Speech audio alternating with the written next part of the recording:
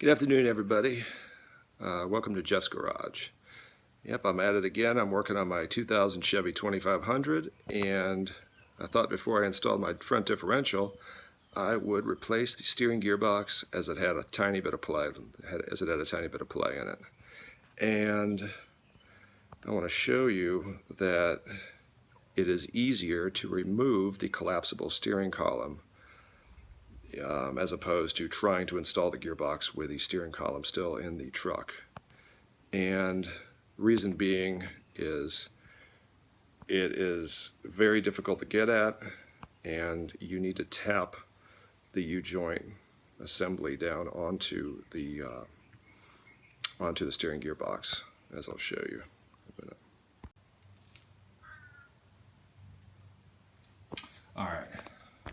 First things first, when you go to buy these, you're going to have two gearboxes to choose from.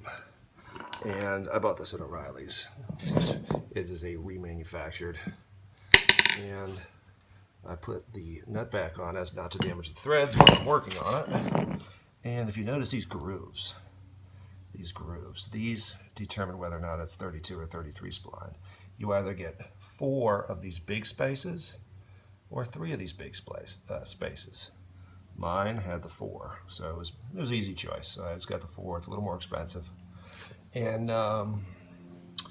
when you go to install it, I attempted to put this gearbox in while the collapsible steering column was still installed. I couldn't do it. Reason being, this right here, you need to open this up. Put a rag on it. Flip this thing over here. Right here. See this coupling? All right. This actually has a groove that is inside here, and you have to tap this all the way down. This needs to be tapped all the way down so that this groove right here will line up so that you can even insert your bolt. Otherwise, your bolt will not install.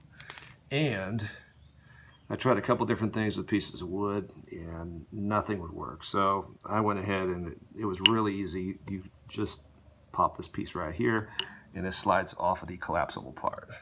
When you remove it, just know that you have this fastener here, and you take it off on the driver's side of the column. So the bolt's going to go through. It'll be like this here.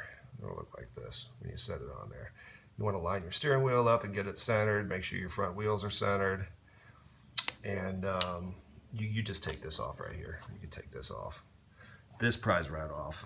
And when you go to reinstall it, I'll probably put a little bit of Loctite so it never comes off. But let me go to the truck, show you what I've got going on. It's also easier for me because I have the front differential out. I also installed new power steering hoses, all of them. Change the power steering lines. This right here pulls in and out. It pulls in and out. The steering wheel's locked, so it's not going to turn. So when I put it all back up in here, it should be pretty easy. I should be able to ankle it right back up in there. I'm not going to put the pitman arm on until I have the gearbox mounted, so I have a little bit more space. But yeah, it's much easier just to remove that column. That's collapsible steering column is separated. Take it off. Much easier.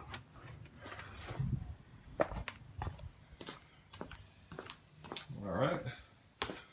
Well, that concludes my video of this 4-spline 2000 Chevy Silverado steering gearbox. Thanks for watching. Please subscribe.